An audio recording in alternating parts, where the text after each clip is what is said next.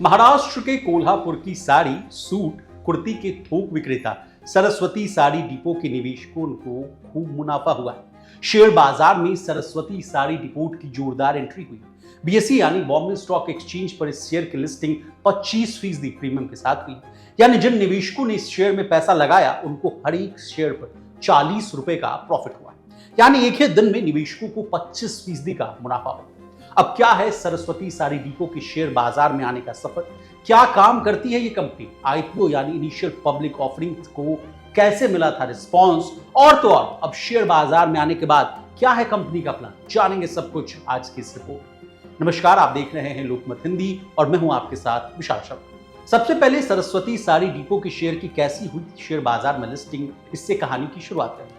BSE पर share 25% ऊपर यानी 200 रुपए पर लिस्ट हुआ था। एनएसई यानी नेशनल स्टॉक एक्सचेंज पर ये इश्यू प्राइस से 21.25% ऊपर यानी 194 रुपए पर लिस्ट हुआ। बता दें इस आईपीओ का इश्यू प्राइस 160 रुपए। आपकी जानकारी के लिए बता दें, इश्यू प्राइस या ऑफरिंग प्राइस वह कीमत होती है जिस पर कोई कंपनी अपने नए शेयरों को पहली बार जनता के लिए बिक्री के लिए पेश करती है। ऐसा नहीं है कि सरस्वती साड़ी डिपो की शेयर बाजार में ही लिस्टिंग जबरदस्त हुई, बल्कि इसका जब आईपीओ आया था उस समय भी इसका भौकाल मचा।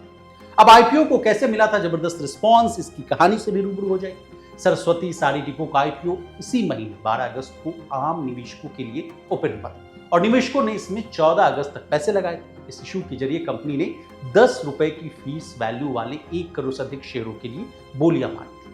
आईपीओ को निवेशकों का जबरदस्त रिस्पांस मिला था और ये अंतिम दिन 107.39 गुना सब्सक्राइब किया गया।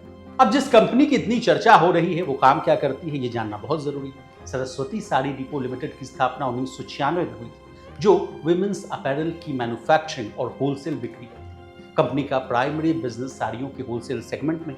इसके साथ ही कंपनी कुर्तियां, ड्रेस मटेरियल, ब्लाउज पीस, लहंगे सहित अन्य अपैरल की मैन्युफैक्चरिंग और बिक्री करती है। कंपनी मुख्य रूप से महाराष्ट्र, गोवा, कर्नाटक और तमिलनाडु सहित साउथ और वेस्टर्न रीजन में अपने प्रोडक्ट बेचती है।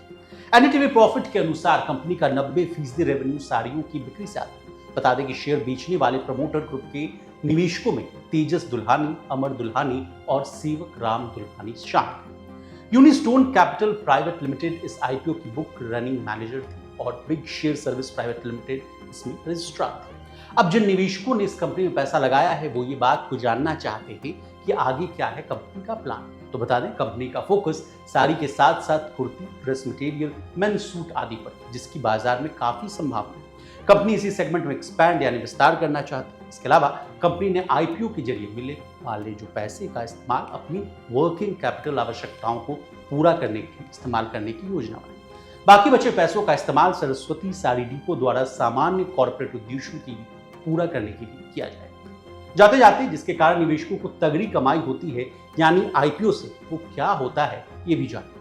जब कोई कंपनी पहली बार अपने शेयर्स को आम लोगों के लिए जारी करती है तो इसे इनिशियल पब्लिक ऑफरिंग यानी आईपीओ कहते हैं। कंपनी को अपने कारोबार बढ़ाने के लिए पैसे की जरूरत होती है, इसलिए कंपनी आईपीओ लेकर आती है। इसके अलावा कंपनी बाजार से कर्ज लेने के बजाय कुछ शेयर पब्लिक को बेच कर या नए शेयर इशू करके पैसे जुटाती है। इसके लिए भी कंपनी आईपीओ लाती है। अब अगर आपको भी इस आईपीओ में या कोई और दूसरे आईपीओ में पैसा लगाना है तो पैसा लगाने से पहले अपनी फाइनेंशियल एडवाइजर की सलाह लेना न। इसी तरह देश और दुनिया और बिजनेस से जुड़ी तमाम ताजा तरीन खबरों के लिए बने रहिए हमारे साथ और देखते रहिए लोकमत।